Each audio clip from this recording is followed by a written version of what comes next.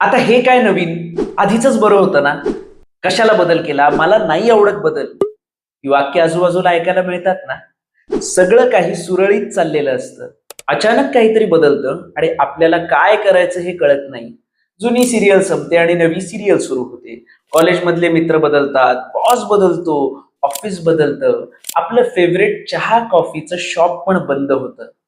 तुमच्याही बाबतीत असं घडत असेल तर एक लाईक करून पुढे जाऊ. बदल सहन होत नाही. पण गंमत अशी आहे की बदल होणारच. त्याला पर्याय नाही. जसं आज होतं तसं उद्या असणार नाही. मग करायचं काय? तर या बदलाचा स्वीकार करायचा. कसा? हा व्हिडिओ बघून.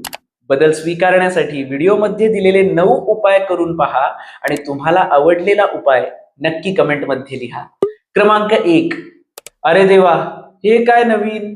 असं गंभीर होऊन म्हणण्यापेक्षा अरे देवा, हे काय नवीन? असं हसून म्हणून तर बघा. म्हणजे बदल काय आहे हे समजून घेणे, बदलाचा स्वीकार करायची ही पहिली पायरी असेल. सुरुवातीला बदल विचित्रच वाटतो, जसं की जुना फोन सोडून नवीन स्मार्टफोन घेणं.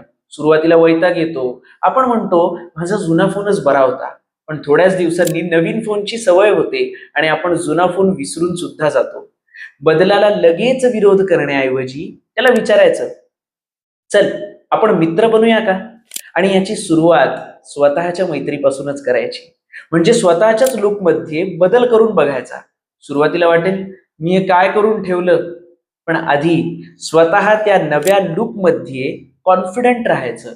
मग समोरचा सुद्धा आपोआप त्या लुकचा स्वीकार करेल. हे पटलं असेल तर कमेंटमध्ये बदल चांगला असतो असं नक्की लिहा. आता पाहू दुसरा उपाय, माझी लाईफ माझा कंट्रोल. बदल स्वीकारण्यासाठी सर्वात महत्वाचं म्हणजे स्वतःच्या हातात लाईफचा रिमोट घेणे.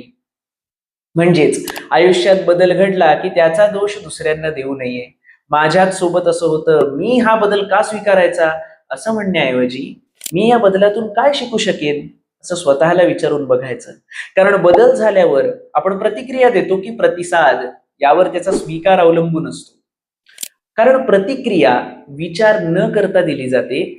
प्रतिसाद हा नेमकं काय घडलं आहे याचा अंदाज घेऊन दिला जातो. सोप्या भाषेत प्रतिक्रिया नकारात्मक असू शकते, प्रतिसाद हा सकारात्मक असतो. मित्रांनो, असेच सकारात्मक व्हिडिओज पाहत राहण्यासाठी चॅनलला सबस्क्राईब केलं नसेल तर आत्ताच करून ठेवा. क्रमांक 3, बदलाच्या टेन्शन मध्ये आत्ताचा आनंद गमावू नये. माणूस बदलाचा प्रचंड ताण घेतो. या टेन्शन मध्ये वर्तमान काळ अर्थात आत्ताचा क्षण विसरतो. नवीन नोकरी मिळाली म्हणजे एक बदलच झाला. जुन्या नोकरीच्या आठवणीमध्ये रमायला काही हरकत नाही, पण त्या आठवणीत रडत बसू नये. नवीन शहरात जायचंय हरकत नाही, पण त्याच्या टेन्शन मध्ये आत्ता कुटुंबियांसमवेत आनंद घेणं सोडू नये. भविष्याची अतिचिंता करण्यापेक्षा हा क्षण जगूया. कारण आत्ताचा आनंद हाच खरा आनंद आहे. हा क्षण परत येत नाही. क्रमांक 4, बदल नावाचा नवीन पदार्थ. बदल वाईट आहे असं मानण्यापेक्षा बदल म्हणजे काहीतरी नवीन करण्याची संधी आहे असं मानलं तर, म्हणजे काहीतरी चांगलं शिकण्याची संधी. असं समजायचं की बदल म्हणजे आपण ट्राय करत असलेला एक नवीन पदार्थ आहे. एखादा नवीन पदार्थ आपल्याला आवडून जातो. मनात सहज विचार येतो की याआधी मी हा पदार्थ का बरं ट्राय केला नाही. बदलाच्या बाबतीत सुद्धा असंच होऊ शकतं. जो बदल आपल्याला नवीन कौशल्य शिकवतो तेव्हा आपल्याला वाटतं की हे मला आधी कळलं असतं तर अजून बरं झालं असतं. अगदी असंच प्रवीण तांबे नावाच्या महान क्रिकेटरच्या बाबतीत घडलं. यांच्याबद्दल अगदी थोडक्यात सांगायचं तर प्रवीण तांबे आपल्या मीडियम पेस बॉलिंगच्या जोरावर नॅशनल टीम मध्ये जाण्यासाठी कित्येक वर्ष धडपडत होते. योग्य वेळी त्यांच्या आयुष्यात एक कोच आले. या कोचने प्रवीण तांबे यांना फास्ट बॉलिंग ऐवजी स्पिन बॉलिंग करायला सांगितली. हा बदल खरं तर खूप मोठा होता, पण हाच बदल जादू करून गेला. कठोर परिश्रम केल्यानंतर प्रवीण तांबे यांना IPL सारख्या मोठ्या टुर्नामेंट मध्ये वयाच्या 41व्या वर्षी खेळायला मिळालं. तिथे त्यांनी संधीचं सोनं केलं. हे उदाहरण बदल चांगल्यासाठी असू शकतो यावर विश्वास ठेवायला लावतं. क्रमांक 5, हसत राहणे आणि हसत हसत बदल स्वीकारणे. आयुष्यात कितीही मोठा बदल होऊ दे, आपण या बदलाकडे बघून हसलो तर. म्हणायला जितकं सोपं तितकं करायला अवघड आहे. मला तुम्हाला कोणाला सुद्धा सहज जमणार नाही, पण प्रयत्न करून बघायला काय हरकत आहे. विनोद बुद्धी असली की अवघड परिस्थितीत सुद्धा माणूस हसतो, आणि आपण जेव्हा हसतो तेव्हा टेन्शन कमी होतं, सकारात्मक ऊर्जा मिळते. म्हणूनच काहीही झालं तरी मी हसणार असा नियमच केला तर एकदा स्वतःवर हसता आलं की मग त्रास होत नाही, आपण तिथेच जिंकतो. क्रमांक 6, थोडा ब्रेक घेणे. कितीही काही म्हटलं तरी बदल लगेच पचत नाही. बदल पचवण्यासाठी स्वतःला वेळ द्यावाच लागतो. घाई करायची नाही. मगाशी एका मुद्द्यात आपण म्हटलं त्याप्रमाणे एखादा मोठा बदल घडला की लगेचच मोठी प्रतिक्रिया द्यायची नाही. शांतपणे विचार करायचा, थोडा ब्रेक घ्यायचा, बदलाचा विचार बाजूला ठेवायचा, मित्रमैत्रिणींना भेटायला जायचं आणि आवडीचं काम करायचं. असं केल्याने बदलाची अचानक आलेली तीव्रता कमी होण्यासाठी मदत होते. क्रमांक 7, बदल नावाचा खेळ. बदलाकडे एका खेळासारखं पाहिलं तर, म्हणजे व्हिडिओ गेम पासून मैदानावरच्या खेळापर्यंत प्रत्येक खेळामध्ये नवीन लेवल येते. हा बदल म्हणजे तशीच आयुष्याची नवीन लेवल आहे असं समजायचं. जेव्हा आपण एखादा बदल स्वीकारतो तेव्हा आपण या खेळाची नवीन लेवल जिंकतो. प्रत्येक बदल नवीन अनुभव, नवीन कौशल्य देतो. त्यामुळे बिनधास्त हा गेम खेळून बघूया. क्रमांक 8, प्रिय व्यक्तींशी संवाद.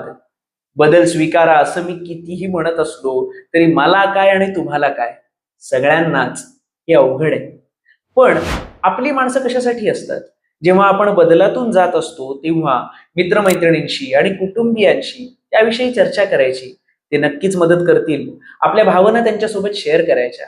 कधी कधी फक्त बोलल्याने सुद्धा खूप मोठा दिलासा मिळतो. माझा मित्र, मैत्रीण, माझे कुटुंबीय या प्रवासात माझ्यासोबत आहेत, ही भावना सुद्धा खूप महत्वाची आहे. क्रमांक 9, चुका तर होणारच.